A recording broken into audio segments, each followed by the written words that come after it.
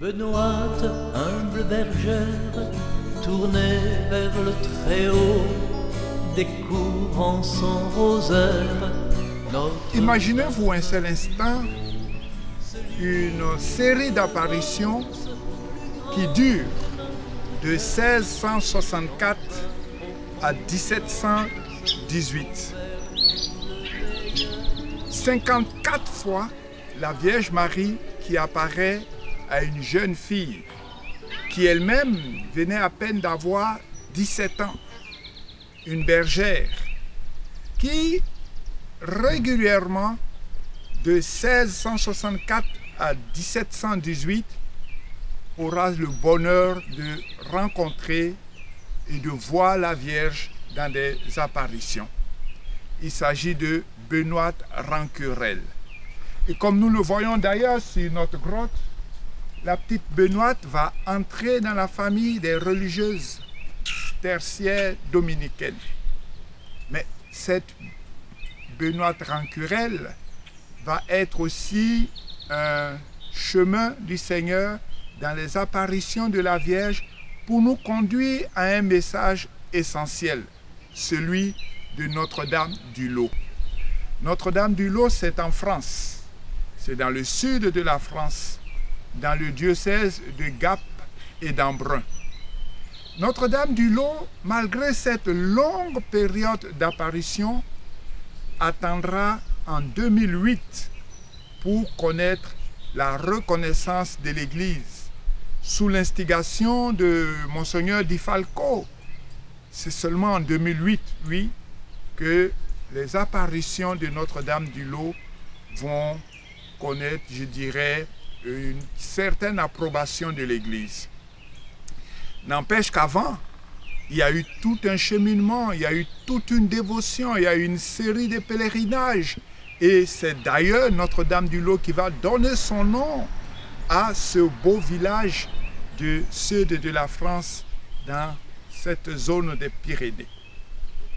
Je voudrais que nous retenions dans le cadre de ce centenaire de notre paroisse sanctuaire dédiée à Notre-Dame du Lot, je voudrais que nous saisissions ce message de la miséricorde.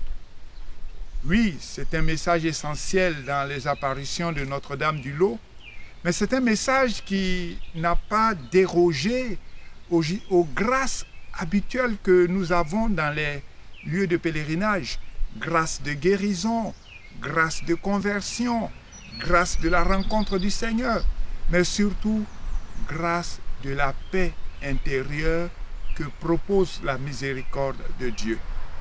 Avec Benoîte Rancurel, oui, ici aussi à Phillipsburg, dans le Québec, ici au Canada, nous nous tournons vers Notre-Dame du Lot dans l'espérance de vivre la miséricorde de Dieu sans limite.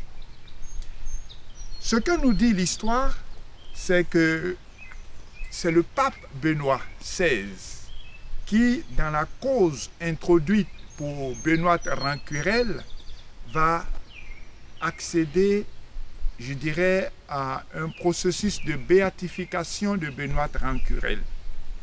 Et puis, ce processus étant en cours, mais toutes nos sollicitations à Notre-Dame du Lot, toutes nos prières portées par Benoît Rancurel participent aussi à permettre d'avancer la cause de cette béatification qui est en cours.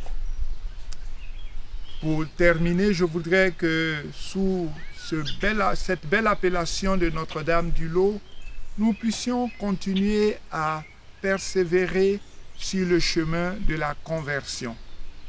Ce chemin de la conversion est à l'entame, mais il est dans le processus et il est dans l'aboutissement.